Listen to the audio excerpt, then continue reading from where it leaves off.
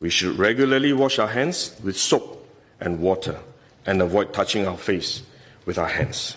Even at a meeting when we have on this ministry task force, while I was speaking, I was touching my face until Minister Lawrence Wong nudged me with his elbow and said, "Stop touching your face." Let me now share about what we know about this novel coronavirus. This virus comes from the family of coronavirus, which includes other viruses such as MERS and SARS, as well as the milder variants causing common cold. The medical consensus at this moment is that the novel coronavirus is more transmissible but appears less deadly than SARS. Evidence suggests that the rate of human-to-human transmission of this virus appears to be higher than that of SARS. For now, the evidence also suggests that transmission is mostly via droplets. What this means is that the virus is carried within droplets emitted from an infected person over a short distance, such as when a person coughs or sneezes. If these droplets come into contact with the eyes, nose, or mouth of an individual, directly or indirectly through hands that have come into contact with these droplets, the individual may become infected. To clarify, there is no evidence currently to suggest that the virus is airborne. There are other viruses, such as the chickenpox, which can easily be transported via air currents and do not require droplets to contact the eyes or nose.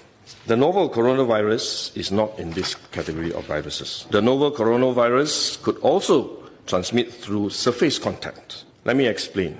When a person sneezes or coughs, the droplets fall onto the surfaces of tables and chairs, and the virus may remain alive for up to a few days. When someone else touches the surfaces of these tables and chairs, the virus can be transferred to his hands, and if he then rubs his eyes or nose without washing his hands, he may become infected. So we should wash our hands. This is also why we only quarantine the close contacts of confirmed cases. For more transient contacts, such as individuals that the confirmed cases may have walked past in malls or hotels, the risk of transmission is low. For coronavirus generally, the person is most infectious when he is displaying symptoms, or what you call symptomatic. And this is likely to be the case for the novel coronavirus as well. There is evidence of limited spread from a person without symptoms during the incubation period. However, this form of transmission may be uncommon and has so far involved isolated cases only. At this point, the evidence still points towards higher transmissibility when the person is displaying symptoms. As such, medical professionals, both overseas and in Singapore, have advised that the most effective way that we can protect ourselves is to practice good personal hygiene.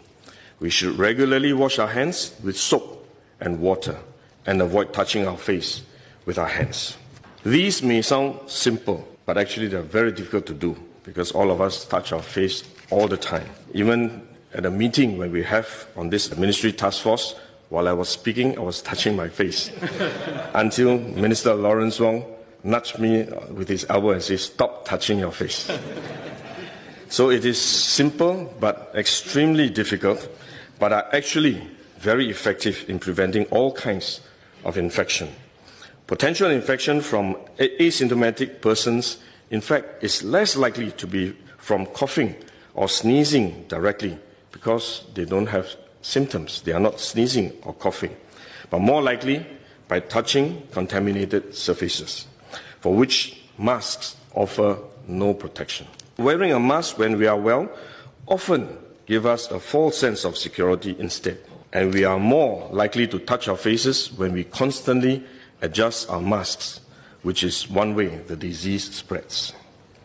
At the same time, we need to protect others, our loved ones, friends, colleagues, and fellow Singaporeans that we come into contact with. If we are sick, we should rest and recover at home as far as possible. If we do need to go out to see a doctor, for example, we should wear a surgical mask to protect others. So this is when mask is needed, when we are unwell and have to go out.